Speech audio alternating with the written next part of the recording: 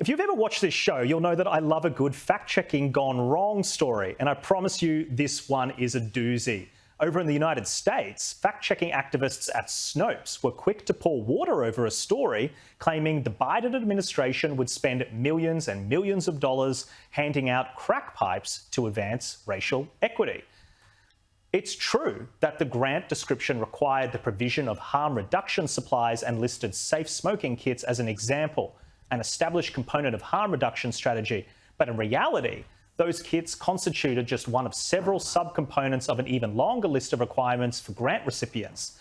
In other words, while outraged media focused almost extensively on crack pipes, this was actually only a very small part of the program.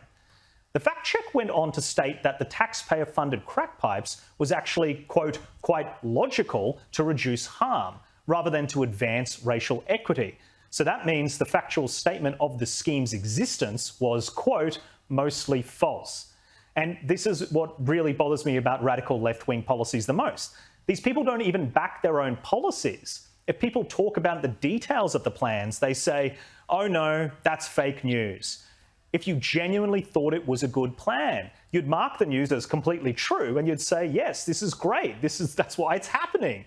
No, instead the journalists who uncover this insanity are persecuted, defamed and kicked off social media platforms by lazy big tech operations who have outsourced fact-checking to idiots like Snopes writers. But the story gets even better. After the US Department of Health and Human Services backflipped on the scheme amid understandable public concern, Snopes went in and changed the fact-check to, quote, outdated.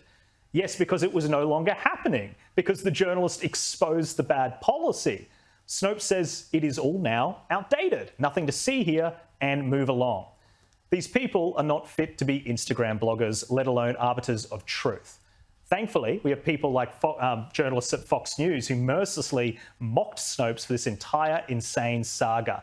They splashed with smoke and mirrors and proceeded to fact-check the fact-checkers.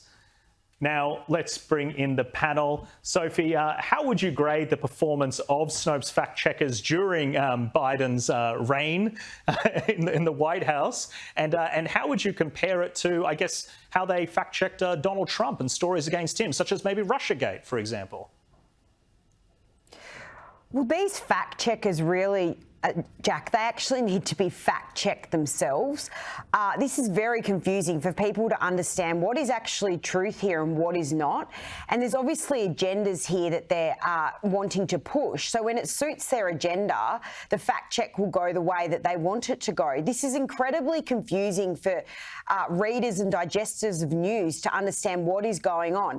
But we've seen this time and time again, Jack, in terms of how the media treats stories over in the US. When it comes to Biden, he's given soft gloves, and when it was coming to Trump, he was given hard gloves. But they've seen this unravel. Biden's performance has been dismal. His policies have been dismal. And this is just another example of this at play here, Jack.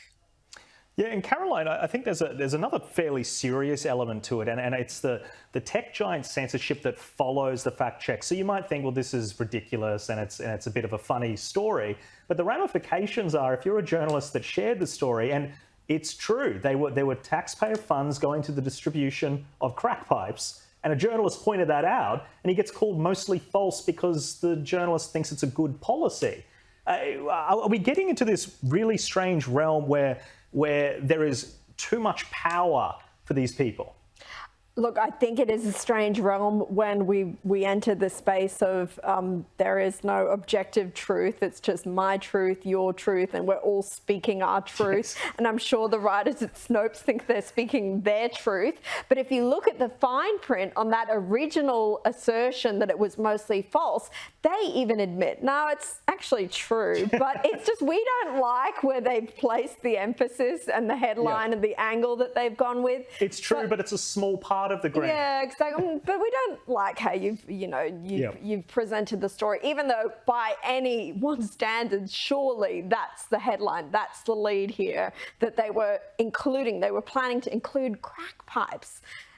in these kits for addicts. It's crazy. And not just that, but prioritizing so-called underserved communities like blacks and LGBTQI. So basically, if you're black or you're trans or you're non-binary, it'll be easier for you to get your free crack pipe. It's just insanity, Jack. But I think that ultimately, I think it's a good thing, because I think that it will expose these fact-checking sites as not objective, as just brazenly partisan, and it just discredits them ultimately. Yep. And what we need is the social media giants to say, we're not going to use these guys anymore. We're not going to de-rank content. It has commercial ramifications, and it's just, quite frankly, undemocratic.